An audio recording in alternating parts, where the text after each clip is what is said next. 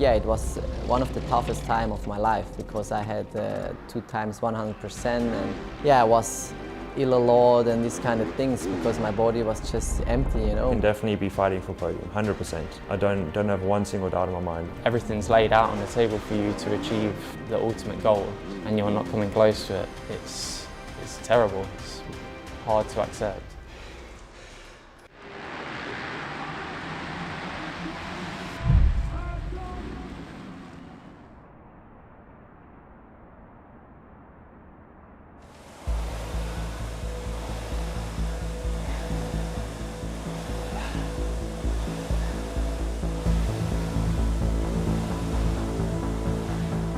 We focus a little bit more on the balance side, I think, coordination, yeah, agility they call it, and also the reaction time. My name is Glenn Koldenhoff. I'm from the Netherlands, riding for Monster Energy Yamaha Factory MXGP. Glenn Koldenhoff's a really interesting rider. We've watched him over the years beat the very, very best riders out there in the world. He's proved it on 2 occasions now. It's 2 of the biggest events, the Olympics of motocross. Watching Glenn at Redbud, the track was really, really hard. It rained for 2 days non-stop. You could hardly even walk around the pit area, let alone what it was like to actually be on a track. And we watched him dismiss every other rider out there, including some of his fiercest rivals like Jeffrey Herlings. Final lap. Wow, what a statement! Confident he is. What a statement! Great ride for the Red Bull KTM rider out of the Netherlands. And he's got a massive round of applause as well. And that is a personal achievement. Race 1 with a win. He was so ecstatic with that. But to go 1-1 just like Anstey last year. Fast forward 12 months, and Glenn done exactly the same thing again. He beat the best in the world. There's no reason why he can't do the same thing this year to win the World Championship. But what a moment, what an experience. And it'll be a big moment as well because Koldenhoff comes out of the final turn. He goes 1-1 again, this time on home soil. The Netherlands win for the first time. Yeah, definitely, you know, it was highlight last year already in Redbud, but now this time double gold, you know, doing it with Team the Netherlands in front of our king is something special. And the crowd was amazing today. Every single lap I came by the grandstands, I heard them, and it's been an amazing weekend and something we will never forget, that's for sure. Anyone who knows of Glenn Koldenhoff and has followed his career thinks of him as a KTM rider. He was on one in MX2, he was on one for the overwhelming majority of his MXGP career, save 1 season on a Suzuki. So for him to suddenly appear on a Japanese bike, a Yamaha, is really going to take some getting used to, and it's a big commitment from his side because he had everything he needed at KTM, or Gas towards the end. You know, I've been 5 years with the other brand, and to change to a new brand is always a bit difficult, I would say, in the beginning. But I think factory bikes in general, they are all not that bad, and it's just I need to get used to the handling of the bike, and it reacts different in different places. And yeah, I felt like we had 2 months now, and I'm pretty much used to the bike, and yeah, we are just finalizing things, you know, to make the bike even more built for myself. And this is going on a good way, so I'm happy so far. Glenn is a kind of course, sand rider, due to the fact that he's a Dutch rider, but he got some skills that are not common. I never understood how it's possible that he never put everything in the same season, you know, together, because he has some of the best end of the season ever, I guess, with victories and with incredible races at GP of the Nations, like he did in Redbud in America. When conditions are really tricky and demanding and physical, it's really a good rider. It's a strange one with Glenn because people think of his last 2-3 years and they think of his GP wins, they think of his podiums, they think of his Motocross of Nations success. And whilst you would naturally think of those highs, there have also been some incredibly difficult moments. He's had 2 back injuries in 2 years. He's lost feeling in his lower body. He knows what it's like to flirt with that dangerous edge. So for him to even be in a position now where he wants to race, let alone still going for a world title, is commendable, but it's this quality that any rider in this field has. Everyone knows of the consequences. Everyone knows what could happen. But the love of the sport and the desire to be the best eventually trumps all of that. The conditions are taking a turn for the worse. If ever you needed to start, Jason Thomas, today was the day. Yeah, it's so cliche to say, but in a condition like this, where you're not going to be able to see well, you're not going to be able to move around the track very well, you need to get out front so you can control your own destiny. You know, the traction was almost at a peak going into the second moto. Get some downpour. It's really going to change the approach. I wouldn't be surprised if there were some last-minute tire changes. MXGP race 2. Wow, this one's going to be a good one. Hurling's very tentative, dropping off the mesh there on the wet metal, but around the outside, oh, rider's going wide in the first turn, and it is a Yamaha. It's cold enough in those orange boots, white and orange boots, is it? Yes, it is. So cold enough pulls the Fox hole shot. Where's Febvre? Your winner from race 1. Glenn Koldenoff, been a decent ride for him. He's going to get his first podium for Monster Energy Yamaha. He would have liked the race win, I'm sure. He would have loved to have stood on the top step of the podium even more. But you know what? Take it while you can. It's a good improvement for Glenn Koldenoff. 17th overall at the first round, 8th overall a week ago at Matterley Basin. He's going to be 2nd overall today. Talk about making gains. We're about 3 months ahead of schedule on Glenn Koldenoff's results here, so. My first podium together with Yamaha, a new team and everything, you know, it's been amazing, and yeah, my season just started now. I think the passion for the sport, you know, is just, it's what I love. This is my life, and I think it will stay forever. And you know, every day trying to improve, to be better. Every single year, every single week, every single day, you know, putting the maximum effort, and try to become the best one day. So that's always been the goal, and it will always be like this. Glenn Koldenoff, Monster Energy Yamaha, born down the road, pleased that there's a home GP here at Os, his home circuit. He looked good in time practice as well. I think I'm pretty good at focusing at myself, you know, and you need to stay realistic. And I've been close in 2019. I was 3rd in the championship, and obviously last year, you know, I had an injury. But I feel like I'm a guy which still improves every year a little bit, and I feel like I'm a quite consistent top 5 guy, but I need to step it up to consistent top 3. And it surprised me, honestly, it surprised me a lot. He's doing pretty well. He got also some bad luck with a crash like in the second moto in Os that took him away from a possibility to fight for a podium and maybe also for a victory. 110 metres or thereabouts into turn 1. Clean through there in the first race and at the bottom of turn 2, and once again it's Febvre, but around the outside, Jorge Prado, rider down at the back, and riders down. Oh, end over end, different riders going over the bars. He's won GPs from time to time. He's won motos from time to time. But to reach that next level and be there consistently is a whole different ballgame. Maybe sounds like a small step, but it's in the end, you know, it's quite a step. But I feel like I've all the things around me which can make me to do this step, and I'm confident. I'm putting everything in it, and yeah, hopefully it will come out one day.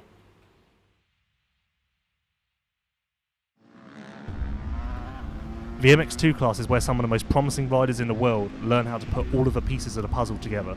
These riders have speed, they have ability, they have the potential, but putting all of those things together to form the perfect combination is a struggle. The MX2 class is where they learn how to do that. Look at Conrad Mewse. He was a junior world champion. He won races in the EMX 125, he won races in the EMX 250. He's got the speed, everyone knows he can win. It's just putting things together on race day that appears to be the struggle for him. Everyone knows how good he can be, it's just whether he will eventually hit that level. I mean, there isn't much for me to tell him if he's firing on all cylinders, you know, regarding the riding side, apart from some lines or, you know, small things. But when he's riding at his best, which is it is a lot of the time, and it happens a lot in the week. And you know, he's one of the fastest in the world. I don't think anyone would disagree with that.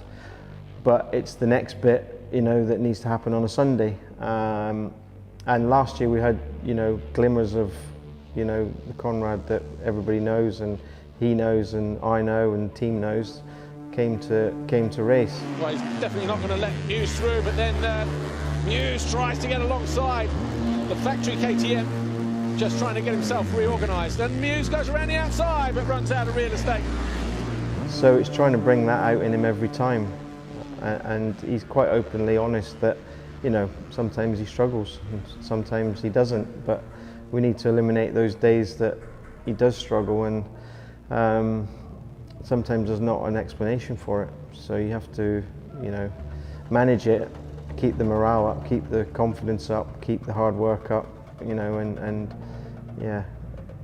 You know, in this game, results give you the confidence. Results breed more good results. And yeah, I mean, sometimes in the morning you can tell when he comes in, you can tell it's going to be a good day because he's kind of got like his head's up, he's got a little bit of swagger, and you can just tell, yep, today's going to be a good day. We've had a few of those days. Like Spain last year was one that just the mood was easy, and you could just tell. And then other days you can sort of tell it's not going to happen. Like yeah, you know, as soon as I got here on Friday, I looked at the track, and straight away I knew that I was going to feel comfortable around here.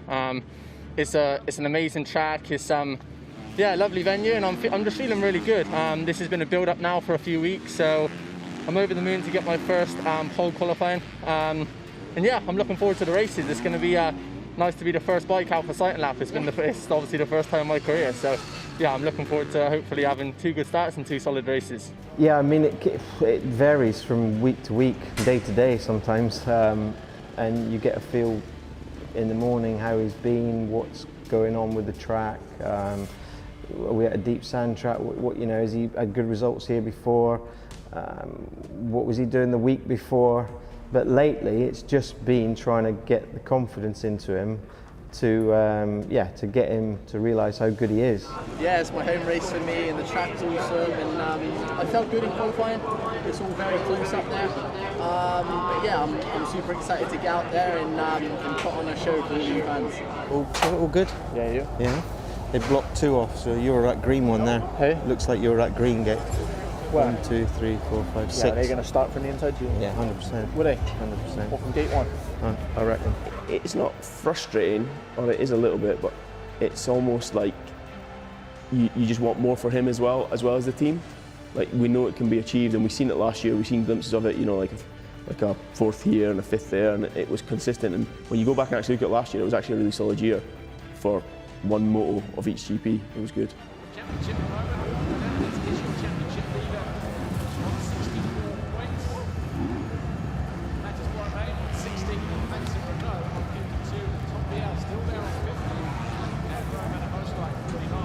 Mate, you're ready to go, mate. There's nothing you can't do. But you know what it's like, you know what it can get like. Just got to get a good start and go for it. You're faster than any of them, you're fitter than all of them. You just got to go. Be sensible in the race, get the points. Top 6, fine. 2 top 6s. If the opportunity's there to get 2 top 3s, take it. If there's opportunities there for the win, go for it. You know? You'll be good, you can do it. But 2 top 6s is a real good start. Yeah. You can light it up here if you want. If you get the start, just go for it. Honestly, everyone else will be. Everyone else is not in any better position than you are. You know. Yeah. You'll be good. All the training. Let's do it. Turns in. Gate about to drop here, and that's a good jump from the Yamaha's again.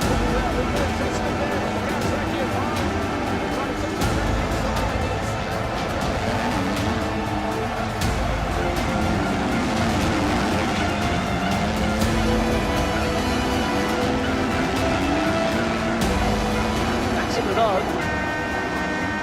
Well, it's going to be a big moment for him, isn't it? Win the overall here at Matchley Basin. Maxime Renault wins the British GP, his first victory of the season and second of his career.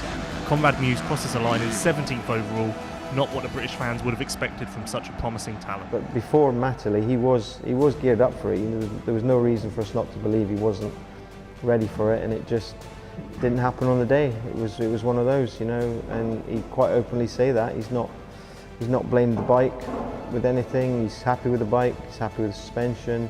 It's just a few months just to get this rolling and get the results coming out.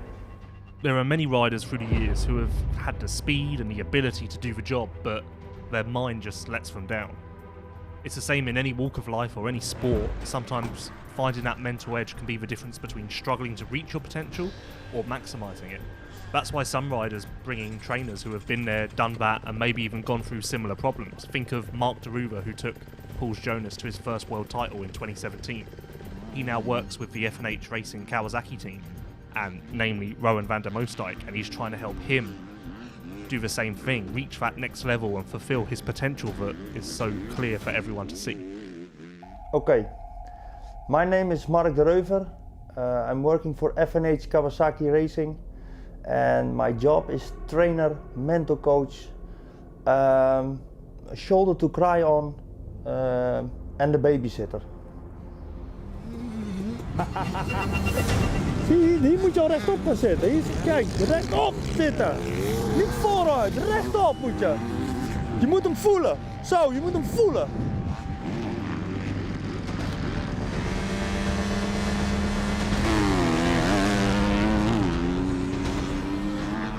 No, I can say that the training on the track, what I do with them, is 40% important, and I say 60% of the mental side. It's a lot. It's much more, because I know he can ride really well. You know, of course, you can always be better, and I see every time I see things, but it's more the mental side you need to work on. And that showed also, because like that last moto in Lommel, that was the only race I really saw my Rowan, let's say. That last moto in Lommel. He was so good, he was completely relaxed, he was good, you know.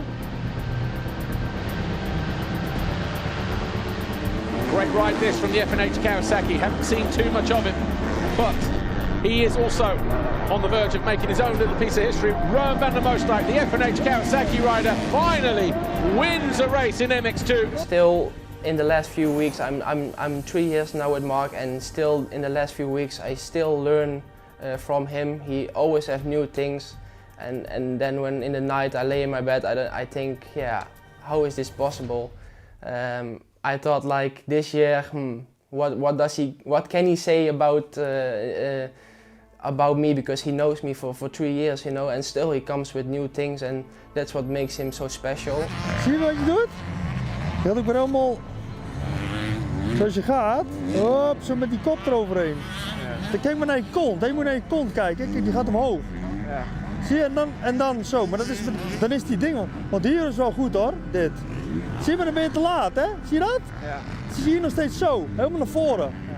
Dan moet je al achterop zitten.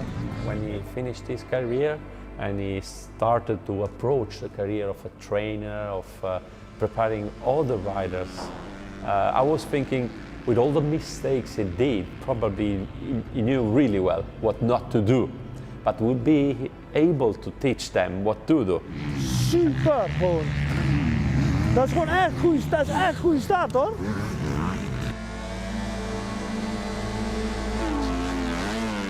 He needs to know that what he's capable of, you know.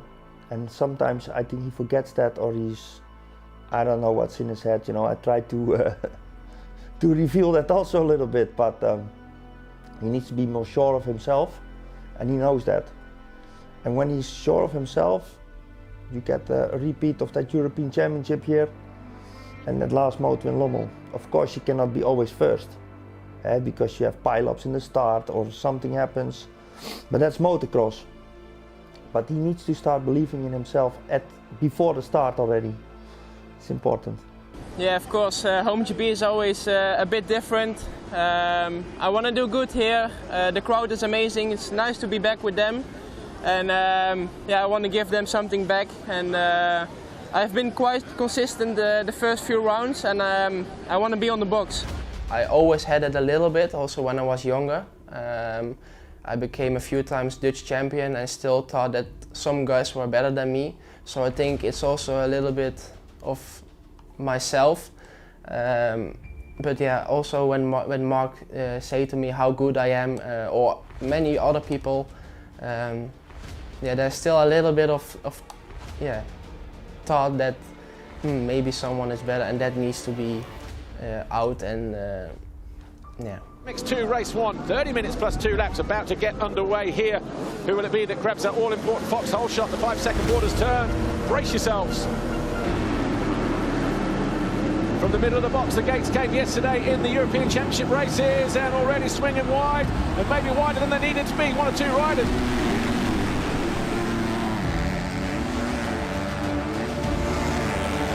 And again there on the exit, Van der Moosdijk sensing an opportunity here to sneak up the inside, parks it down the inside beautifully.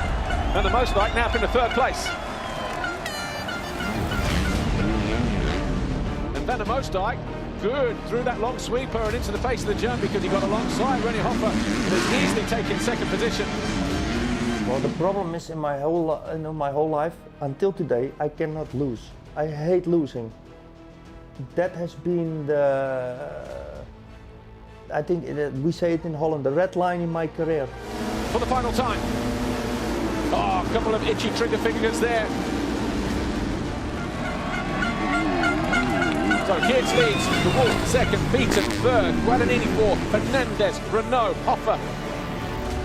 Fans on their feet. Oh, Aaron Van der Moosdijk. Disappointment for the FNH Kawasaki rider. Can't believe it. The bike has let go on him, it appears, judging from the body language there. Yeah, I know what I can do. I proved it a few times last year. I know I can win. I showed it, but I just want to be more consistent and fight more for the podiums. And I think when you can do that, you will be up front in the championship standing. So that's my goal, and of course to be a world champion. But in the end, the cool, decisive riding of Jago Geerts won out. He wins here in Os. He wins both races. A huge victory for the Monster Energy Yamaha rider. That feeling that the guys give me when they're on the podium, I also cry many times, because it's my passion. It's what I do. When I live for this, you know. I live for winning. And the feeling you get when you win, doesn't matter what people say, it's impossible you can get that with money. It's not possible, that feeling. So I want to push that also on everybody's heart. Go for it, you know, and try the best you can, and never give up. Nothing is going to be the feeling ever after your motorsport career.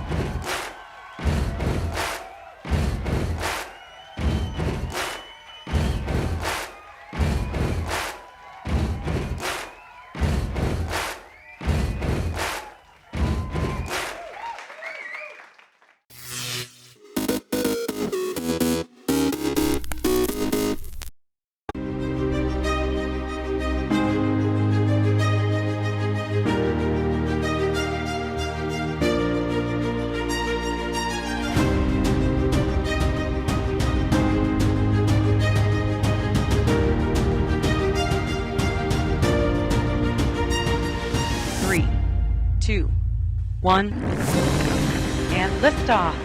Starliner is headed back to space on the shoulders of Atlas, powered by a workforce dedicated to its success.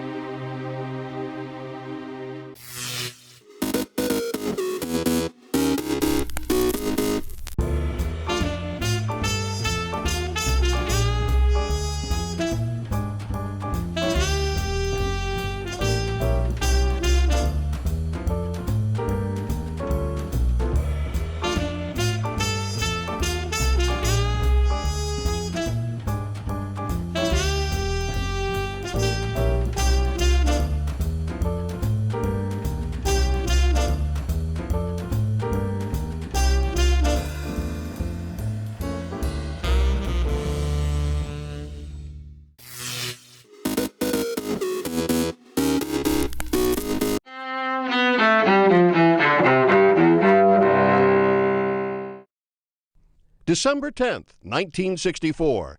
Civil rights leader Dr. Martin Luther King Jr. accepts his Nobel Peace Prize in Norway's capital, Oslo. The clergyman and activist is honored for his nonviolent campaign to end segregation of African Americans in the South. I still believe that one day mankind will bow before the altars of God and be crowned triumphant over war and bloodshed, and nonviolent redemptive goodwill proclaim the rule of the land. 1869. Women get the right to vote in Wyoming Territory, a first step toward securing that right for all women in the United States more than 50 years later. 1958. America's first domestic passenger jet flight, a Boeing 707 carrying 111 passengers, travels from New York to Miami in about 2.5 hours. 2006. Former Chilean dictator General Augusto Pinochet dies. Pinochet terrorized his opponents for 17 years after taking power in a bloody coup. Pinochet was 91. And 1967, soul singer and songwriter Otis Redding dies when his private plane crashes near Madison, Wisconsin. He was 26 years old. Today in history, December 10th, John Belmont, The Associated Press.